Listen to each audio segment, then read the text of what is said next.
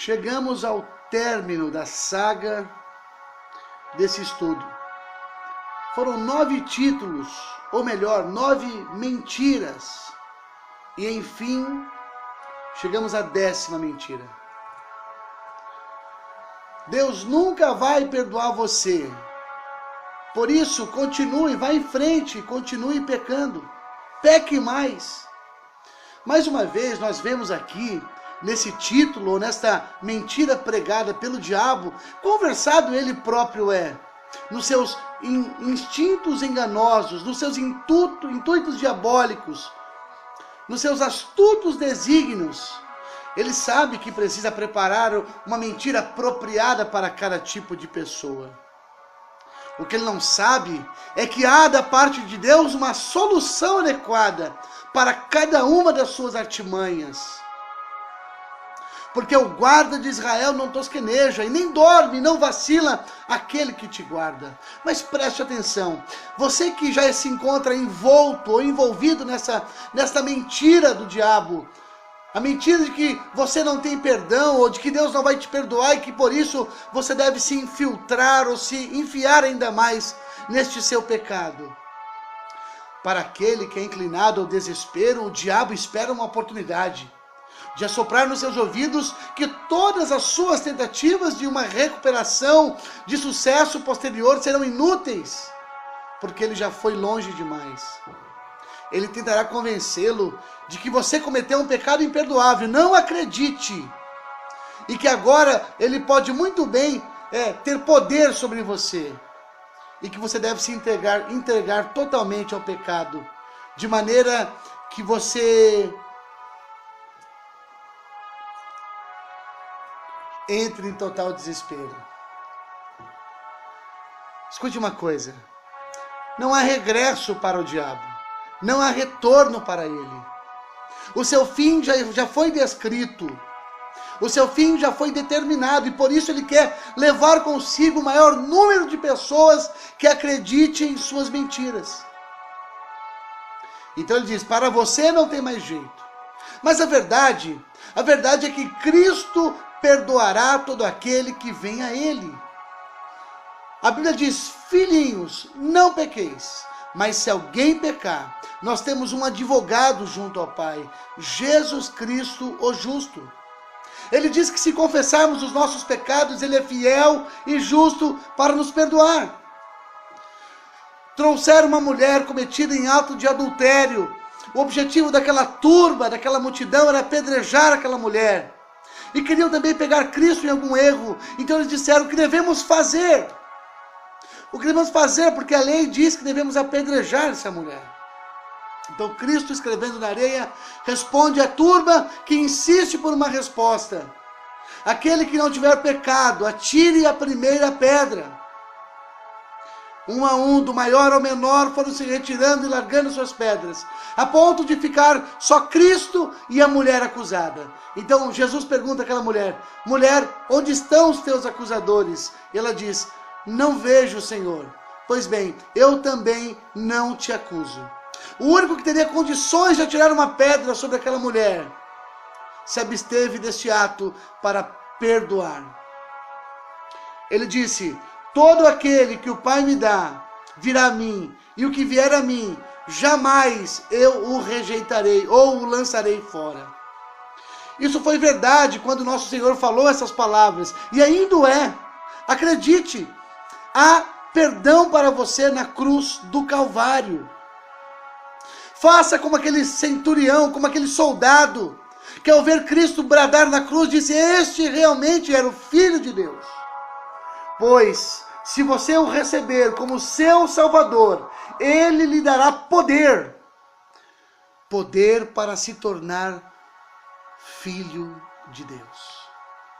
Não permita que o diabo amplie a sua condenação, tentando abandonar totalmente a Deus, os seus propósitos, a sua vida, caindo em desespero, caindo no atoleiro de sentimentos autodestrutivos. Pois as misericórdias do Senhor duram para sempre, e segundo Jeremias, são elas as causas de não sermos consumidos. Talvez o diabo já tenha conseguido fazer você acreditar nessa mentira, a mentira de que você não tem perdão. Eu quero te mostrar algumas pessoas na Bíblia que olharam para Cristo e foram salvas. Zaqueu, o publicano, um homem mal visto pela sociedade judaica, se aproximou de Cristo, converteu-se a ele e foi perdoado, pois Cristo disse: salvação veio a esta casa, pois este também era filho de Abraão. Saulo de Tarso, um dos maiores perseguidores que a igreja já viu na sua história, ele também disse: quem é, Senhor? Ele disse: eu sou Jesus a quem tu persegue. Então Paulo disse: o que faço? Entra na cidade, vá a uma rua chamada direita, e lá te mostrarei o que deves fazer. Ele também foi salvo, e também encontrou perdão na cruz. A porta da graça está aberta para todos aqueles que se aproximam através de Jesus. Cristo disse uma vez: venham a mim os cansados, os sobrecarregados, os oprimidos, e eu vos aliviarei. É propósito de Deus que você se aproxime. É propósito de Deus que você se achegue a Ele. Na verdade, Ele aguarda a sua aproximação. Como é que podemos então derrotar as mentiras do diabo? Somente pela palavra de Deus é possível fazer isso. Eva foi enganada no jardim do Éden, mas Cristo o venceu no deserto, durante o seu período de tentação. Pois através da palavra Cristo dizia: está escrito. Eu quero profetizar essa palavra sobre a sua vida. É a verdade que nos dá base sólida e que nos permite que sejamos levados que não permite que sejamos levados por qualquer vento de doutrina. É a verdade que santifica, pois Cristo disse na oração sacerdotal: santifica-os na verdade, a tua palavra é a verdade. É a verdade que é a mola mestra, propulsora, que impulsiona o crescimento e a maturidade em Cristo Jesus. É a chave para derrotar o diabo. Há uma leitura na Bíblia, há uma meditação, da qual você deve memorizar. Cristo é a encarnação da palavra. Em Mateus capítulo 4, do versículo 1 ao versículo 10, você irá perceber que Jesus é conduzido ao deserto pelo Espírito para ser tentado. Se porventura você se encontra em um momento de provação, em um momento de dificuldade, você deve, na verdade, alegrar o seu coração, pois a prova da vossa fé produzirá perseverança. E tendo jejuado 40 dias, diz a Bíblia em Mateus 4, que Jesus teve fome. E então o tentador, Satanás, chega a ele e diz: se tu és o Filho de Deus, manda que estas pedras se transformem em pães. Então Jesus disse: está escrito, nem só de pão viverá o homem, mas de toda a palavra de Deus. Satanás insiste ainda mais 2 outras vezes, fazendo propostas indecorosas, indecentes a Cristo, até que ele diz: não tentarás o Senhor teu Deus, e isso também está escrito. Satanás muitas vezes torce a palavra de Deus para tentar nos enganar, mas você não deve dar créditos a isto. Jesus é o nosso modelo para lidar com as mentiras do diabo.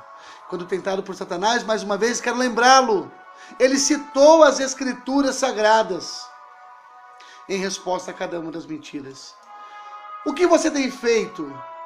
Como você tem reagido aos ataques do diabo? Siga o exemplo e o convite de Paulo. Pois se for assim, você terá vitória. Ele disse: no demais, irmãos meus, revesti-vos de toda a armadura de Deus. Para quê? Para que você possa estar firmes e resistir quando tudo ficar mal. Olha só.